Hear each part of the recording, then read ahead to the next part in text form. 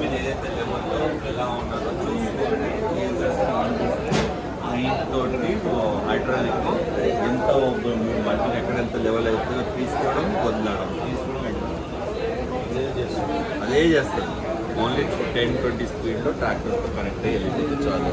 Door box అంతా machine అంతా ఇలానే ఉంటుంది. ఈ సెన్సర్ అంతా బాక్స్ అంతా ఇలానే ఉంటుంది. సెట్టింగ్ అంతా ఇంజనీర్ వచ్చి చూపిస్తాడు. ఒకసారి ఇంజనీర్ వచ్చి చూపిస్తాడు. 3 లక్షలు తర్వాతనే అవుతుంది.